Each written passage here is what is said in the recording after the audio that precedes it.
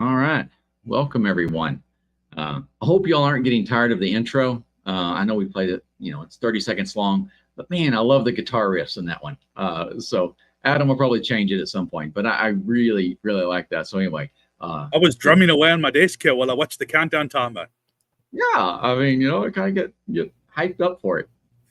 So again, thanks everyone for joining, and those that are viewing this after the event on demand. We appreciate you guys joining us every week. We are in week 4, and it is definitely the summer stretch. Calendars are busy with all sorts of activities. Adam had a great opportunity to make a quick trip and visit some family and do those sort of things. Excuse me. And so he is out, and I've asked Richard to jump in. I think we have a good time when Adam is gone. So these are working out pretty good. So we do have our schedule that we're following, and if you haven't checked that out, you can see that on our events page. And the real value in that is we're not just making this up on the fly, although sometimes it feels like we are. I don't know from my perspective. But the great thing is we already know how this is going to go. We know what we need to be tackling. So even when we're hard pressed for time, like today, I mean, there was just Richard and I were talking this morning. I was going to get something out to him, and then my whole morning got just completely clobbered with things. And I'm trying to get back to where I was, and I've got this that I need to do. I've got a time deadline, and having those agendas really just helps us be better prepared, even when we don't feel like we are. So I really encourage you, take ours as a template. It's not the gold standard. It works great for us. And I think there's some great ideas, but the most important thing is that you have a plan for how you're going to engage with your clients regularly. And hopefully we can provide some tips on that. So this is week 4 in June, and on our item there is projects and the project roadmap and how you do with that. But yeah, full disclosure here, we try not to, but we're looking for a little bit of clickbait on something. So this evening, if you're watching this after the fact, this evening is the big presidential debate for the candidates, and we're not going to go into the political aspects of it. But Richard had a really, really good kind of twist on this, and kind of bringing it into things that we see outside of the office. So Richard, why don't you tell us kind of how we're going to tackle the project great debate today? So let me start off by saying I'm really excited for this conversation because, first of all, it's my first year in America where we actually have election year. So I'm excited to see all the shenanigans that go on. I'm excited. Oh, no. I am. I'm excited to see the debate tonight. But I'm going to be watching it differently to most people because I've been following the independent candidate, let's not drop names here, but the independent candidate who was not invited to go on to the platform. Yes. Right. So he's going to do his own live stream and answer some of these questions as well. And I was sitting thinking about it, and I go like, most people are going to be logging in to watch the debate, not because it's 2 or 3 individuals looking to find a common solution to problems that are being faced, but they're there to prove the other guy's an idiot. That's what it is. It's American politics. Let's be honest. So it's embarrassing, but it is. Yes. As I've realized, I've had the honor of working in multiple countries around the world with multiple levels of government, and I've realized as different as they all are, they're all exactly the same. So I was thinking about it, and for me, often we go into these QBRs, and I know that this session is all about the project planning and the roadmap and everything that lies with it. When we go into these sessions, are we going into debate with the client to prove that, well, you need to take this $10,000 firewall, not the $2,000 firewall. You've got to take this one. Why? Because I say so and I'm the IT guy. Or are we going into these sessions to have a debate and a conversation with the client, not to sell him the $10,000 firewall, but to sell him the solution that works according to their business goals, their business roadmaps, which, guys, if your project roadmap is not leading towards your customers' roadmap, your customers' goals, what are you even doing? You're out of the loop. Yes. You're absolutely out of the loop. And for me, that's the important part. When you go in and have these discussions or debates, that's the word of the day, debate. Mhm. Are you going in with the idea of having a conversation to understand the client's point of view, to understand where they're coming from, and then to position the projects in front of them to find a common goal? Or are you going in there just simply to prove I'm the IT guy, I know best, and Mr. Client, you just need to sign on the dotted line and trust me? We all know that. Yes. That gathers a lot of trust, right? Oh yeah, a whole lot. And I see this so often. We hear a lot of MSPs, they're struggling. The common topic, why won't my customers listen to me? It comes up pretty often. But kind of in the thread of thought, so to speak, that I've been on for the past couple of months is, are you operating as an internal IT resource? All right. Are you really? There's Adam jumping in. That's good. So are you being part of the team? Working as almost like an employee for the organization. And for those of us that have been in IT and part of those internal IT shops, there's always that one guy that is going to apply some sort of security setting or a patch, and they don't care. They don't care what happens to the business. So like, I'm the IT guy, I'm the network admin. I get to decide who has access. I get to decide, when the servers are down for maintenance. I get to do all this kind of stuff. And those aren't popular employees with the general business staff in, typically, but even within the IT team, those aren't popular people because it's just their view and they're not collaborating. They're not being part of the team. And that's really, really hard. So if your conversations with your clients are very much in that mindset, I'm kind of going blank on some of the details, but a long time ago, there was a Saturday Night Live skit with some guy, and he would just come in and yell, "Move," and he'd take over and do what he wanted to do, and everyone else just had to deal with it. And I know you guys are trying to be much more diplomatic than that, but deep down, is that the mindset that you're having with your conversation with your clients? Is they just need to move and let you do what you want in their environment? Or are they feeling like you are really listening to them and helping them achieve their goals? Yeah, and Adam's made a good point. I mean, it's fun to see Adam on the other side of the screen this time. But his comment is internal IT mindset is way different than an MSP mindset, and I would agree with him. And yes, that doesn't take away the fact that I've seen really good internal IT guys that are top-notch technical resources be shown the door because they've done exactly what you've done. They disregard everything and they go ahead and do it. Now, put yourself into the client's shoes. If your MSP did that to you, how would you feel? You're walking on Monday and you can't access anything. Your service desk is a shambles because systems are down. The client's phoning, complaining. The client doesn't know what's going on.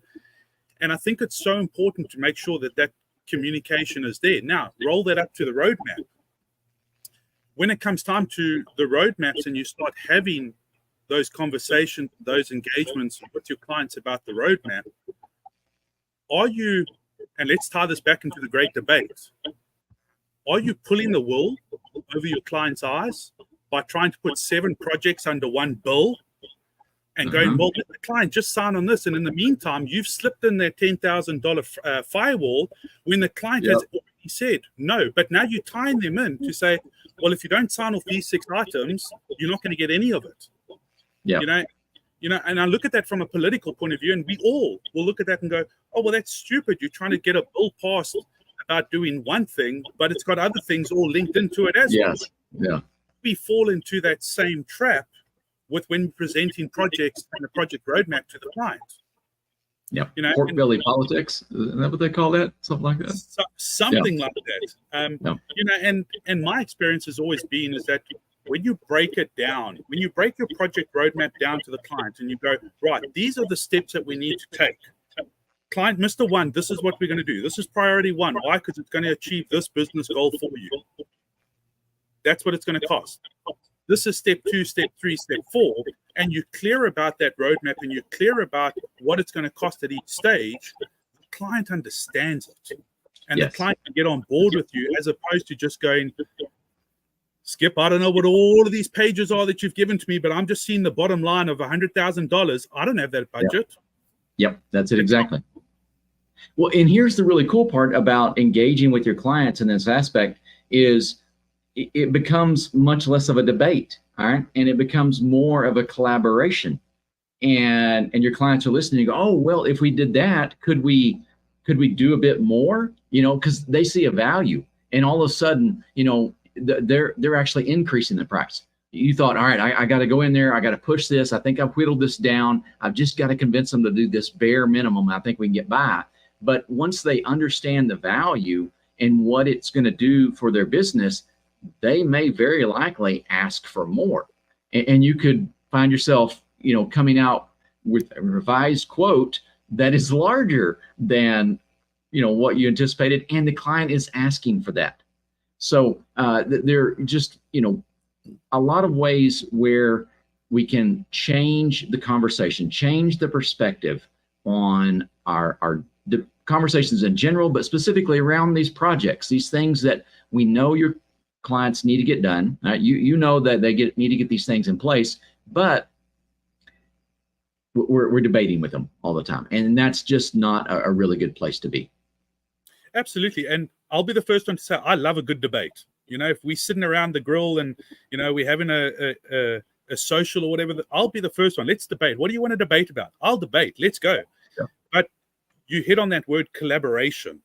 And when we're sitting with the client, we are supposed to be collaborating with the client on what are the upcoming projects, not just from what Richard wants to do, but from the client point of view.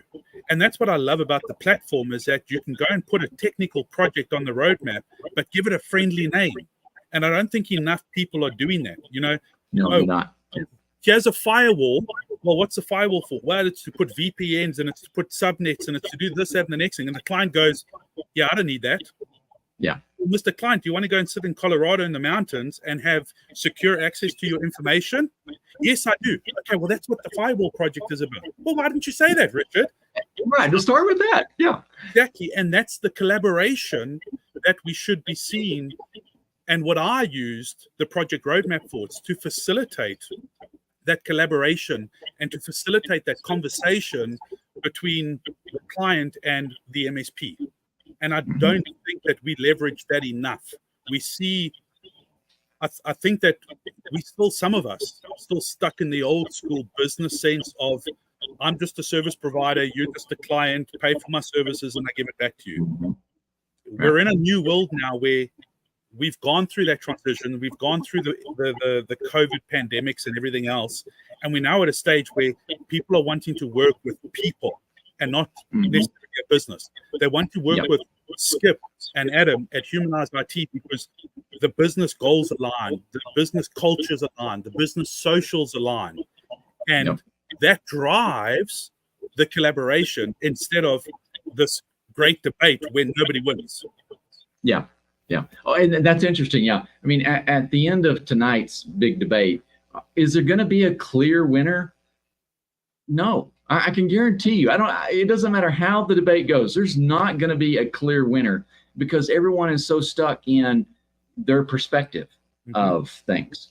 And too many times MSPs go in with that mindset as well. You know, that this client never listens to what I say. They're always, trying to nickel and dime me on all this stuff, and we can't ever get anything done. Right. And that is always going to be a problem unless you shift your mindset and take on a different approach to work with your clients. And now let me throw a little practical bit in here. All right. I am 100% bought in on everything that we've talked about, but these great conversations, like I said, I'm 100% in on this, but I know there are going to be projects that come up that just need to be done because they need to be done. All right. There are very technical elements that need to be in, and creating the line back to the business goals may be very, very challenging. It's not impossible, but it could be really, really hard. And there are times when I think you do need to sit down with your client and say, look, this is a very technical problem. I could try explaining it to you, but without, perhaps years of technology experience or hands-on experience, no offense, but I don't think you're really going to be able to understand the implication of this. And that's fine, okay? All right? I mean, we're paid to do very technical jobs because we're good at that. So there is going to be a time, what I'm trying to say, there is going to be a time when you do need to tell your customers, you really need to do this project.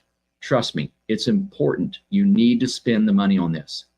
And if those instances arise after you have already worked with them on so many other projects and collaborated with them, and they've seen the value of what you do, you've built a level of trust that your clients are going to be able to sit back and go, okay, I know technology is your area. I don't want to get in there. I don't need to know all the details. You're telling me this is really important. I've seen the value that you provide to our organization. I'm willing to just say, okay, and give the approval for this. So, but you can't get there without going through the other process. If that is your first path to, getting your clients to sign off is, hey, just trust me, I know what I'm doing, you're going to have a really, really hard set of conversations laid out in front of you. Yeah, and that's the point I was going to raise is how many times have a salesperson walked in the front door or phoned you and said, trust me, I know what I'm doing. What's the first thing that you do? You don't trust them. No, you don't. Absolutely not. When it comes to our customers, which we should be seen as partners and not necessarily a customer or a client, we've got to build up that trust factor. We've got to build up to the fact where we've built up that trust with all the projects that do make a business sense. And then we get to this technical project on the roadmap and we go, look, Joe, we've built up, we've done all the nice stuff from your business point of view that you can see the tangible results and the tangible differences, but we really need to get an SSL certificate on your website. For him, he goes, I'm going to spend more money on my website, but everybody's on the website already. What do you mean I need to pay additional for an SSL? Now, that's a very simple thing to do and a cheap thing to do, but they need to build up that level of trust that when you say, I just need you to trust me on this one because X, Y, and Z, they do it. And we cannot play the political game, as that's right. Absolutely. We having a bit of a joke about the political landscape, right now. We can't play that political game with the client to go, oh, well, just trust me because I'm the best. You know what's going to happen? They're going to trust you right out the door and find another MSP to service them. That's that third party that's listening in that, says, ooh, I can do this, and you're out of the loop, right? That third party coming in is able to, key off the things that you said couldn't be done or, the way you put it, and you have no opportunity to, have a rebuttal to those things because they're independent. And so that's those situations that pop up where you get the surprise cancellation from your clients. They're like, hey, here's our 30-day notice. We don't need you anymore. And you're like, what? So you've got to be definitely involved in that. So absolutely. Yeah, it's so important. I cannot stress it enough. From experience, you need to build those relationships to be able to sell the project roadmap. Unless you've got clients that are exceptionally technical and they look at it and they go, Skip, I understand we need a firewall. I understand the cost involved. I understand the licensing model of how firewall works. Sign off and get it done.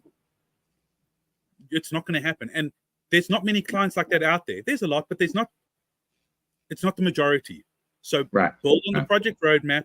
Make sure that you put friendly names on the projects. Talk to the goals of the business and project what needs to happen, and then go and say, okay, now you can trust me. Do all of that first. Trust me. That's it, exactly. So this is week 4 in June, and I don't know. I had to do the quick calendar math just to make sure I was thinking about this right. But this is the end of Q2.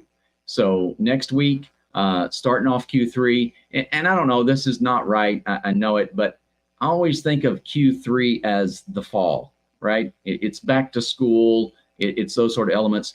And I think some other people think about that as well. But if that is the framework, the mindset that you're in, Q3 is halfway over by the time you start it, right? So Q3 is starting now, and you need to be working on those objectives because Q4 is going to be equally critical, and it's short as well. I mean, with the holidays coming up at the end of the year, we have little time in Q4 to get some really important elements done.